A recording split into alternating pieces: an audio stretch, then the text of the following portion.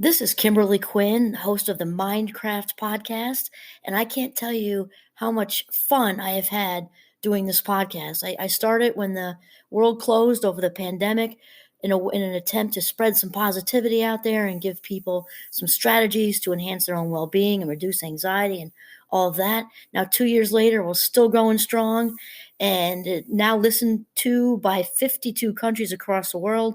And I've even helped some of my students get going with their own podcasts.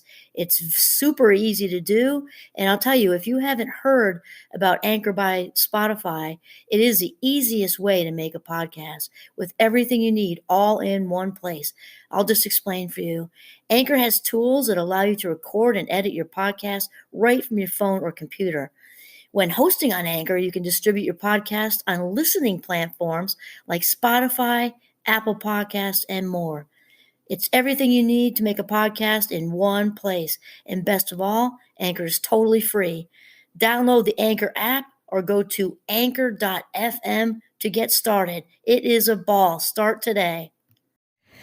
Greetings, Mindcrafters, and welcome to another Mindcraft discussion. My name is Kimberly Quinn, and I am thrilled on this blustery day in December as we head into the new year to talk about, just having a conversation, I guess, about thinking and separating out our what we want from what we need. We've got a real disease of wanting in this country, just which, of course, during the holidays, which are partially over, right? But now everybody's in the midst of the after Christmas sales, and to really separate out what we want from what we need. This is very, very important for our mental health and well being. So, I've been on a Sarah Von Brednick jag lately, and I still am because she just has a lot going on here with needs versus wants, wants versus needs, and she typically starts out with a quote. So this one's from Hannah Senish, and Hannah says, "In my life's chain of events, nothing was accidental. Oh, of course, everything happened according to an inner need." So first, we need to be clear right out of the gate, right? There are no such things as accidents and no such things as coincidences. We are not, human beings having a spiritual experience, as I say. We are spiritual beings having a human experience, and one of my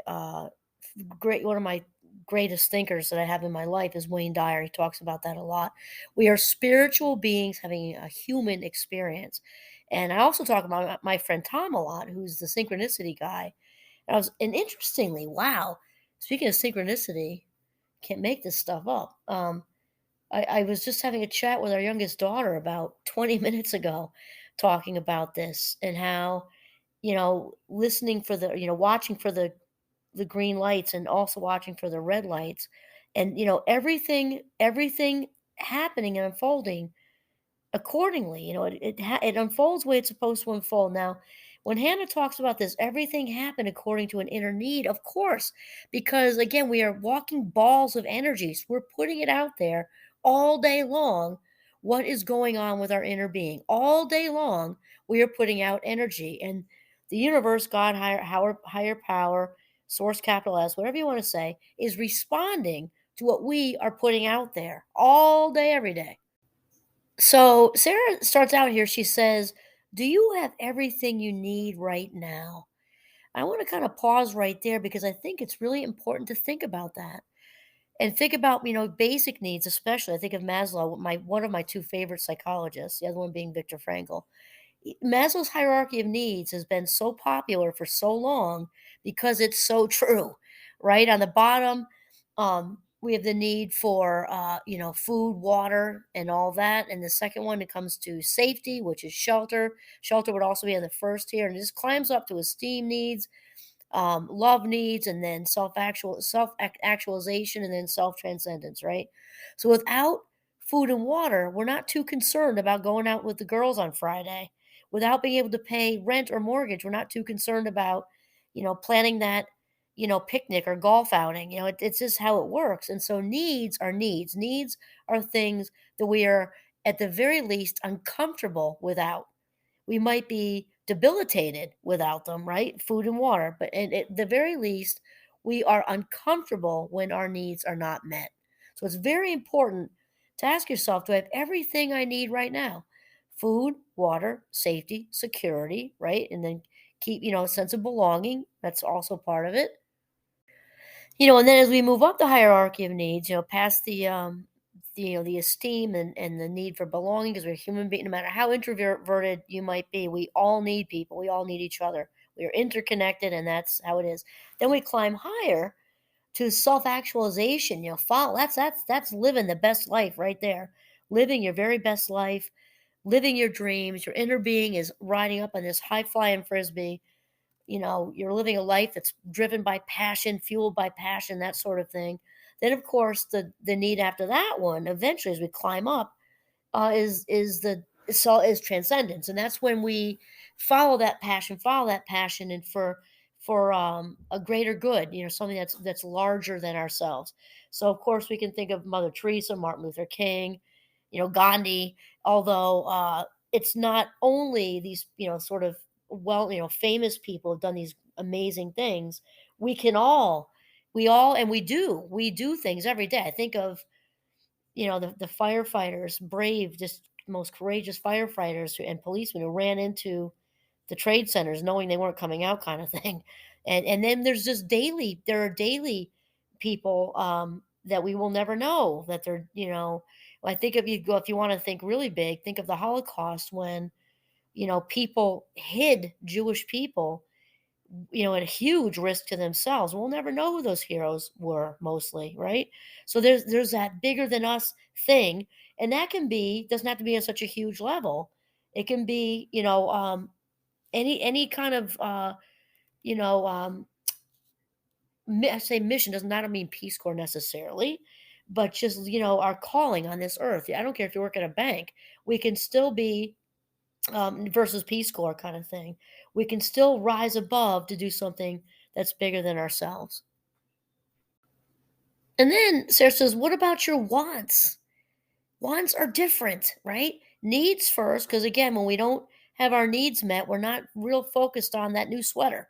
It just isn't. Unless it's an issue of warmth, which is gets back to basic needs. But we're not interested in all the bling bling. We can't think about that vacation when we're 3 months behind in our rent, kind of thing, and they're ready to kick us out. That's what we're getting at. Then she says, few of us have everything we want, and at times our wants can seem positively all consuming. Our sensibilities become confused and overstimulated by a mass media that glorifies beautiful people and expensive objects. Wow. I mean, and especially now, you know, we're in the holidays. Just got past Christmas, and Hanukkah ended the 26th, right? So very close together. And now we're swimming in after Christmas everything, all the advertisements, all the traffic, all the blah blah blah blah. People, clogging up customer service with returns, and then there's all the regifting and all that sort of thing. So it's still going on. And then she says it's easy to lose clarity. It's easy to lose clarity. I love how she says, I'm a big clarity fan, about what it is we need to live authentically. What do we need to live authentically? So we talked about satisfying the body basically with the food, water, shelter, all that stuff. And then as you climb up on Maslow's hierarchy, right? There's the esteem needs, need for love and belonging and self-actualization. So to live authentically, we've talked about this a lot. Listen to the whispers. That's what Oprah says. Listen to the whispers. And my friend Tom with the green lights, because those green lights, it's when we are sort of speaking to God, or for you, it's the universe or higher power, whatever. Those whispers, those green lights that we're seeing, is God or the universe talking back. So it's kind of like we're putting it out there, and there's not much of a point of doing that if we're not receptive to the answers.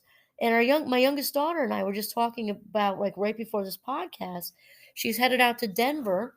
She's 22 years old, just graduated from St. Lawrence, and she's headed out to Denver to work for a law firm. And it's amazing, and we're just so proud of her. And that said, the example though is that one thing after the other just fell into place. So it's so meant to be. It has meant to be all over it. The phone call went smoothly, then the interview, then the second interview, and everybody. It all just was so smooth. No speed bumps. No rescheduling, nothing happened. The apartment she just found just landed is in place. She has a nice roommate who they've got a lot in common. It's like one thing after the other, just green light, green light, green light. And it's so important to pay attention to those. Those are our authentic needs being met, because she is currently being, her path is just being lit up right before her with like neon signs saying, go this way, go this way, go this way, go this way. And so it's very important for us to pay attention to these. And also, interestingly, this is part of the reason we were talking about this, because it's a very blustery day. It's dangerous. The governor just called it a winter storm. I forget if we're at emergency yet, but it's bad. And she never misses a day of work. And she lives farther out than most people. Very rough roads, and one thing after the other was shutting down her being able to go to work today. So just one thing after the next. They just closed the credit union. For I just got a message that said that they don't close banks. So I said, Delaney, this is a sign too. Her dad's called 95 times saying how bad the roads are. We have a tree down right outside of our driveway. They have to go all the way around it because there's no going through the tree. So red light, red light, red light. So she and I were just talking about this right before this podcast. This is all in the same. Literally, that conversation was the red lights with calling in, which she never does to work today because it isn't safe. Followed by she's headed out to Denver in a week and a half, and it's been just so smooth with all of it. And this is what we're talking about. The authentic path, the universe, God, source, however you want to say, is speaking to us. And when it's letting us know that our authentic needs will always be met. We just need to listen and then follow the little clues like Hansel and Gretel, follow little popcorn signals down the path, and then we'll be off and running. And then Sarah says, okay, we talked about I'm going to repeat this. I kind of cut myself off there. It's easy to lose clarity about what it is we need to live authentically. That's when we get lost, right? We get off track, pursuing things that are not in our best interest. And then she says, most of us are hungering for something more in our lives. Man, is that the truth? Most of us are hungering more for something in our lives. But do you really think the answer can be found in a glossy magazine or on the movie screen? And remember too, we're paying attention to our inner being knows what's up, because our inner being is, connected divinely to everybody else on this planet, those before us, those after us, the whole thing, right? So though our inner needs are our authentic needs. All too often, when we're on autopilot, which is the biggest thief of life minutes that there could possibly be, we allow our needs to be on the outside of us, which therefore gives other people control, right? That is not what we want. Whatever it is, we don't want our needs being met by other people, which means our happiness and joy are dependent upon other people. We need to make sure we jump back into our own frame,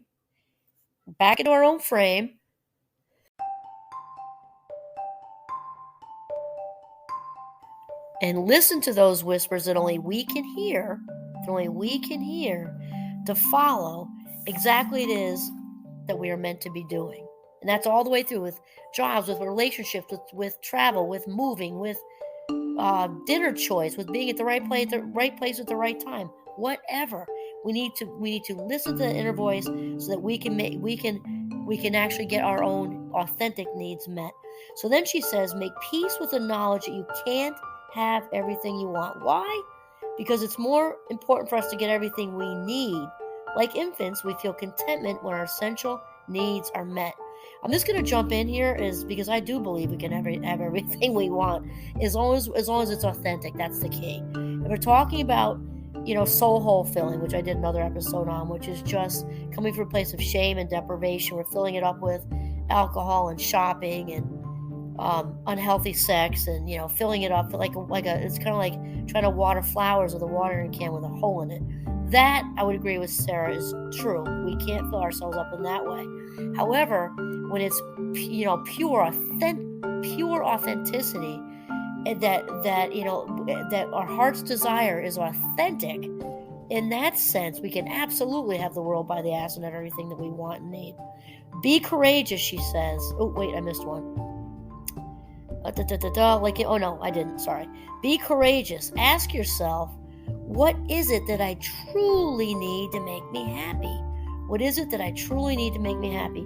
The deepest personal answers to this vital question will be different for each of us. Trust the loving wisdom of your heart. It is only after acknowledging our inner needs that we can harness the creative energy necessary to manifest them in our lives. So she and I are saying the same thing. It's just rhetorically, it's just a little different. So we're not filling it up with, we're not filling ourselves up with, you know, mountain bikes and a bottle of Grey Goose. We're getting filled up authentically by chasing our passion. So, and then we can manifest any of that, any of our authentic heart's desires that we have, any of it, all of it.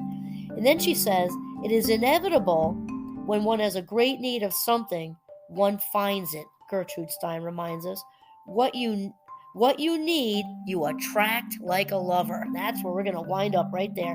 What you need, you attract like a lover, because the universe, God, source, whatever, will absolutely fill that need for you. This is Kimberly Quinn signing off from the beautiful, blustery Northern Vermont. Have a mindful day.